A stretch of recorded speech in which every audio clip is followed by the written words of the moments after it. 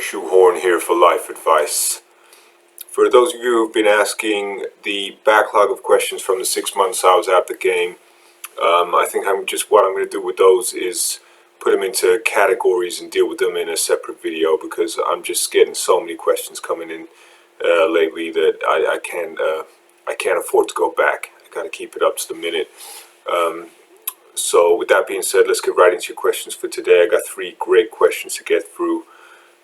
It's a cold morning here. The snow is settling on the ground outside, and I don't know. I don't think I'm going to do anything much today. So I think I'm just going to get stuck into these questions, and we'll see where we go from there.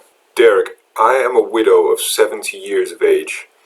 My husband died of non-COVID illness in 2015. My 2 young children emigrated voluntarily to North Korea years ago and have never contacted me since. As a diligent observer of lockdown rules aimed at saving lives, I have not spoken to another human being for almost a year now. Is it normal that I feel a little lonely? And that is from Margaret Thatcher. No relation, it says. I think you've already made that clear in the question, Margaret.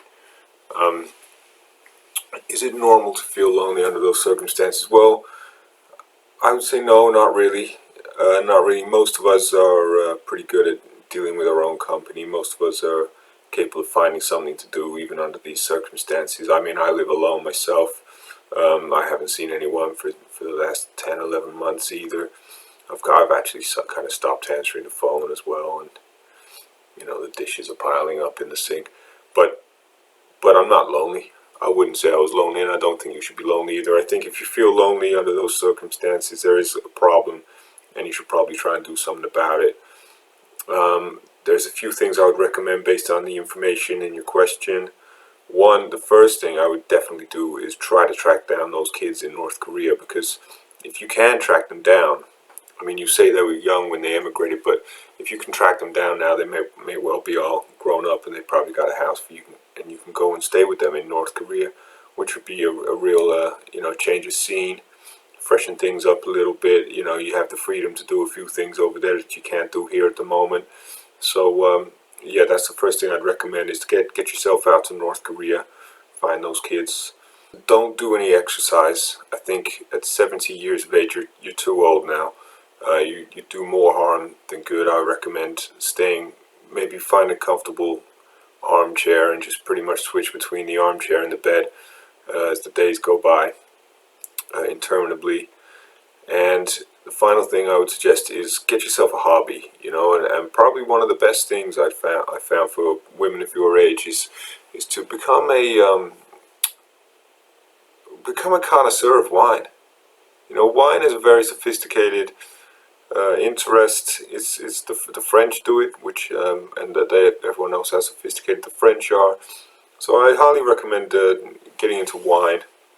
Maybe drink a different bottle of wine every day, and then take notes perhaps if you're sober enough, and see how much of an expert you can become in wine in your remaining years on this planet. I mean, you got a lot of time on your hands, so I think you could probably become one of the world's leading wine connoisseurs if you were to take my advice on this. Okay, so I hope that's helped you, Margaret. Next question. Derek, I am an 18-year-old student of mathematics. Last semester, I moved away from my parents' house in London and went up to the big smoke of Durham. No sooner had I arrived than the campus was locked down and I was forbidden from making new friends. I experienced suicidal thoughts and moved back to my parents' place at Christmas. Now I am continuing my degree online, but I still feel depressed and hopeless for the future. Please help me. I don't know what to do. And that is from Brooklyn Beckham. Well, thanks for that, Brooklyn. First of all, it's great that you're studying a STEM subject, because everyone knows that the humanities are corrupted now beyond repair. So that would be an absolute waste of time. You'd be getting yourself into a lot of debt for no particular reason. So it's great to be doing a STEM subject, and I would recommend anyone who wants to go to university, it should only be to study STEM subjects and never the humanities, all right? I think with hindsight you will realize that it was a good thing that you were banned from socializing when you went to university. because really, when you look into the cases of people who do go to university in that first year of socializing, pretty much it goes one of two ways. One is venereal disease, and the other way is lonely push-ups. All right, I'll leave it to you to figure out which one of those was my experience, but either way, it's not a great thing. So I think you actually dodged a bullet there. So there's no need to feel suicidal about that, okay? And the next thing was that coming back to your parents' place at Christmas was a mistake. I would say I think that was a mistake, because really, at the age of 18, what you got to learn to do is stand on your own 2 feet. You got to toughen up, and there would have been no better way of doing that than staying in a cold, lonely halls of residence over the Christmas period, for your first winter away from your parents. I think that would probably have been the best thing you could have done. So that was a bit of a mistake, but it's done now. There's not really any going back on that. So the other thing I would recommend, now that you are back at your parents' place, is to act as if they do not exist. Just simply walk around. When they put your dinner on the table, walk right past it and go to the microwave and make yourself a ready meal. And just ignore them. Act as if they're not there. And what you'll gain by doing that is a real sense of independence, a real sense that you are able to look after yourself. Okay, and that's what you need at your age. And finally, because you're a mathematician, I would recommend Sudoku. So I hope that's helped with the suicidal thoughts, Brooklyn. And please don't hesitate to send another question if there's anything else you want help with, or if you want help with a Sudoku, for that matter. Okay, next question. Derek, do you believe the reports of a mental health crisis in the UK? And that is from Matthew Hancock in Mauritius.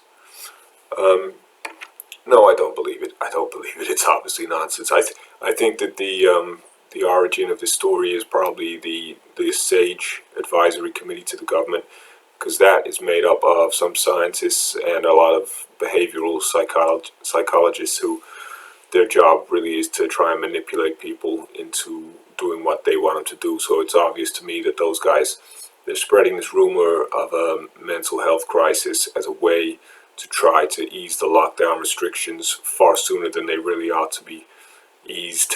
And we should just pay no attention to it. It's obviously nonsense. Anyone with half a brain can see through that. I mean, everyone I know is absolutely fine at the moment. I don't think I know a single person who's struggling with their mental health in any way whatsoever. And I mean, what I would advise there to you, Matthew, I mean, actually, I haven't had a chance to figure out that yet this morning. I kind of haven't really got going yet today, And the other thing that I think is that a lot of people are using this whole supposed mental health crisis thing as just an excuse to do exactly what they want to do anyway, which is, of course, to live a kind of dull, flat, grey existence where nothing really changes and everything's the same every day. I mean, that's what everyone has always wanted to do. It's just there's not been a ready-made excuse like there is now.